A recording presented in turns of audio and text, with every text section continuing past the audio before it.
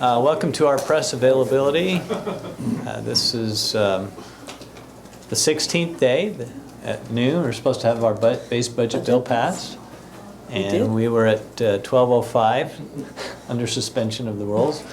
But we did make that deadline, and we now have a base budget. And as Senator Hilliard has said and was reiterated on the floor, we can all go home now.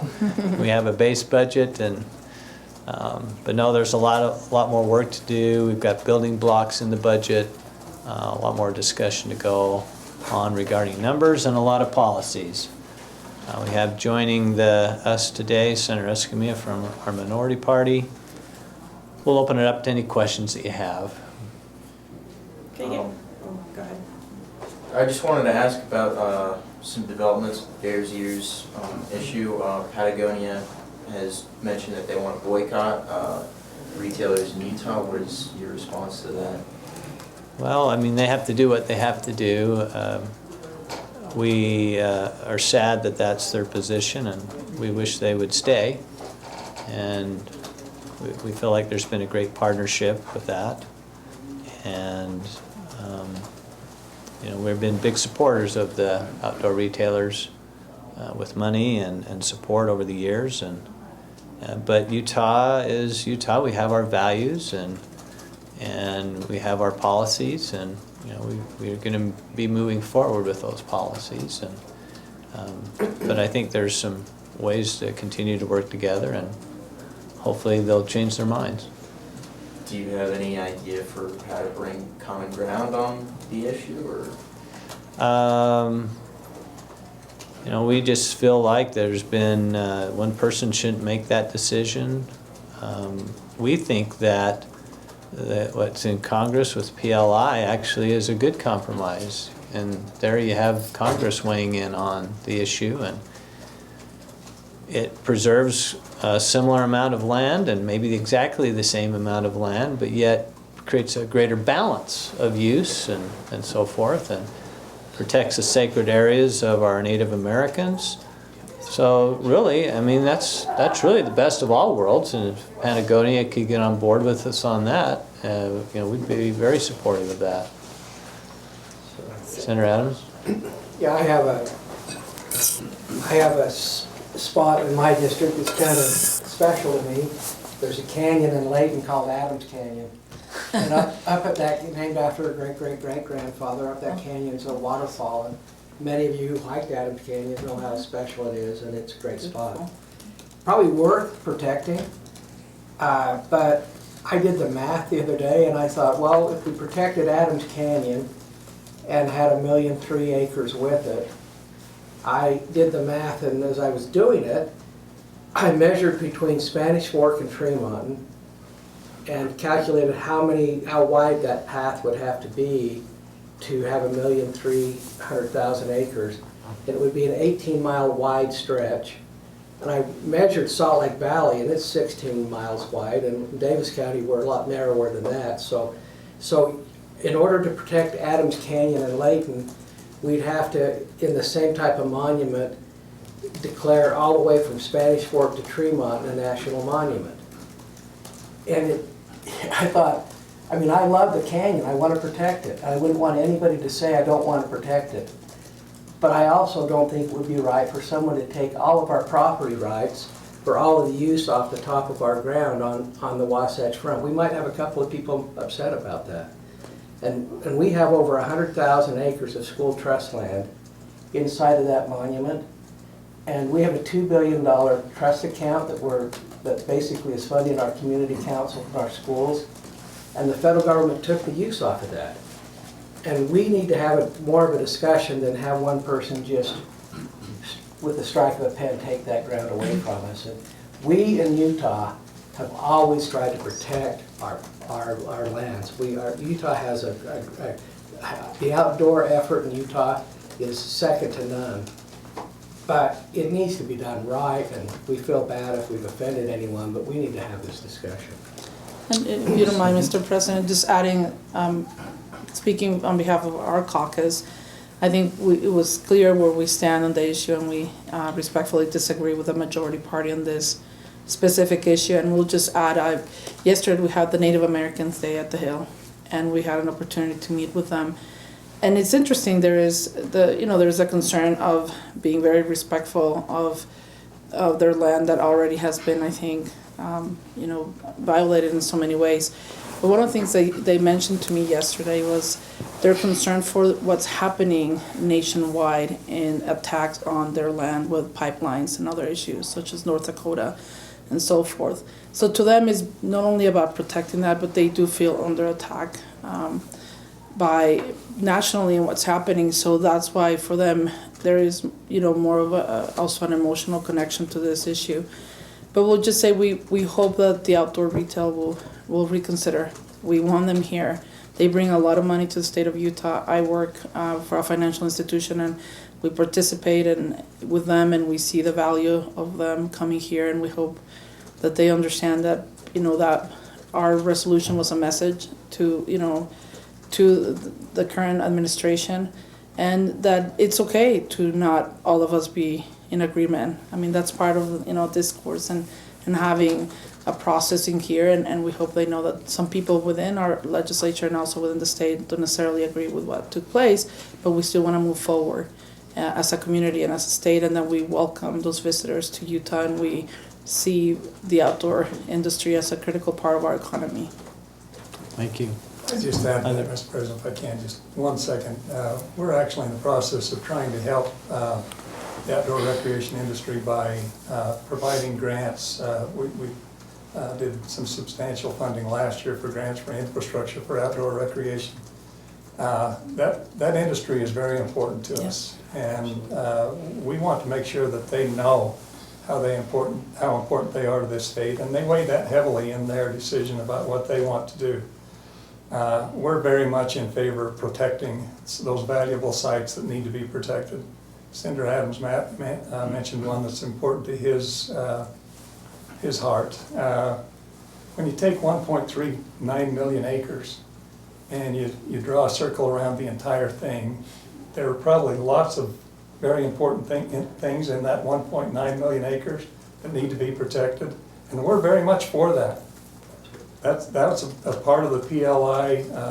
Our party believes very much that we need to make sure that we protect those sacred sites for the Native Americans, those cultural and paleontological sites that are out there that are important, and that we buffer them. We're even okay with buffering those sites that are sacred. But to just lock up 1.39 million acres probably doesn't serve anybody's purpose, because there are so many other things that other people do on those lands. So we very much appreciate, though, the relationship that we've had with the outdoor recreation community. Other questions? Senator Fillmore, your equity funding bill passed. Looking at the draft numbers from the Education Committee today, about a 1% WPU. Is this year the budget year to be carving 1/3 out for some school districts? I don't think that the amount of money for the weighted pupil unit increase might be. I'm positive it'll be more than 1%, but I don't think that makes that much of a difference. The concept that we need to make sure that every child in the state has access to funding for their education is the goal here, and there are reasons why in a lean year we would want to do it this way, because as a state we need to make sure that we are using all of our education dollars for their best use possible. The school districts that don't have the ability to generate this on their own, they are spending the least percentage of their money on buildings and administration, and they're putting a greater portion of their money into classrooms. And if we up here would have one wish about what school districts would spend more of their money on, it would be on teacher salaries and inside classrooms, and it would be less on buildings and administration. And no matter how much money is available, the idea that we would spend it in the most efficient way possible still ought to carry the day. But you do hope or anticipate that the WPU funding might go up a little bit? Yes, We all do. we all do. Print the money. The amendment that was passed today gave authority to approve changes to a committee. Is that Can you In- explain that to me? In Senate Bill 80? Yeah. An amendment that was passed today was a combination really of yesterday's amendment that was kind of cleaned up today. But it just put in place that the Legislative Audit Committee could, within 2 years, can prioritize a request to find out where is this money going? Is it getting to the school districts and the kids that it was intended to? And are the school districts using it like we hope they will? Because if this money goes and you know, we see the lowest funded school district starts to get an increase, and they then spend that increase on administration and buildings, then I will be leading the charge to end the program. It's my contention, though, that those school districts will be spending the money where it's most needed. I want to give those school districts more buying power in the labor market so that they can increase what their own efforts can be in teacher salaries, and I think that that will have an upward push on teacher salaries throughout the state. That I think that this is a really great bill to be able to increase teacher salaries simply by giving the lowest funded students and schools in the state more purchasing power when it comes to offering teachers competitive salaries. So the amendment, because Senator Davis and our caucus felt strongly, and it was actually an interesting vote. I was telling Senator Fillmore in my 9 years here, I hardly have seen bills with that, you know, which is great. It just shows that there are a lot of different communities represented in the Senate. Our caucus was split on the vote, but we wanted to make sure that was added as an amendment, and that's just saying that the Legislative Audit Committee, which is the one that tells our auditor's office what to do, what audits to do, will in 2 years consider this issue as one to be, if recommended, they can recommend that. So it's just an opportunity to bring transparency and accountability. I think there was a good discussion yesterday about how we all feel, because it is changing. It will change some of the funding mechanisms. We want to make sure, as the senator said, that the money is being spent where policy-wise our legislature has been very clear that we want more teacher salary and things that are important to us from that policy perspective. President Niederhauser, Libertas put out a poll yesterday that suggests the more people know about the numbers behind our schools now, the less likely they are to support. I'm curious if that lessens any of the pressure that lawmakers might be feeling about looking at school taxes. Well, there's just so much we can do politically, and I've mentioned that before.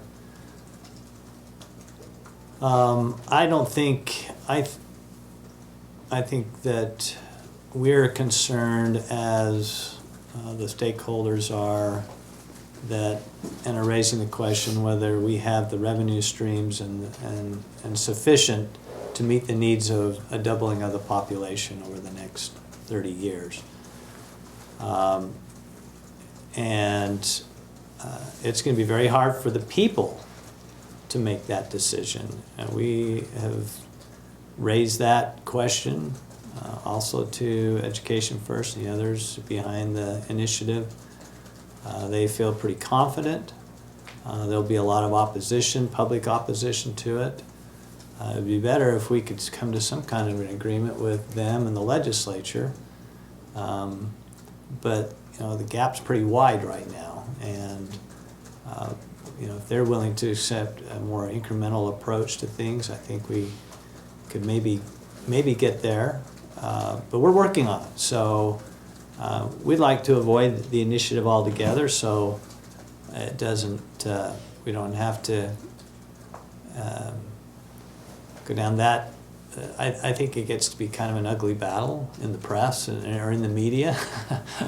Maybe it's the Media Self-Employment Act to have them on Full Employment Act. Full Employment Act to have exactly to have that, because there'll be opposition, there'll be proponents, and what if it loses?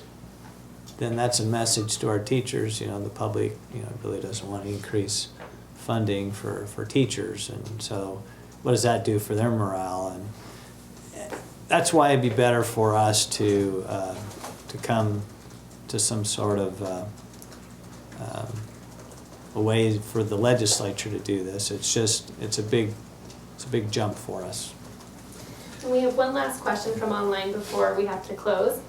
One of our viewers says, going back to the Outdoor Retailer Show, are you considering additional incentives for this year to try to keep the show in Utah? I think there's been some requests for us to do some one-time funding for expansion there, some tents and some other things. which would be under consideration.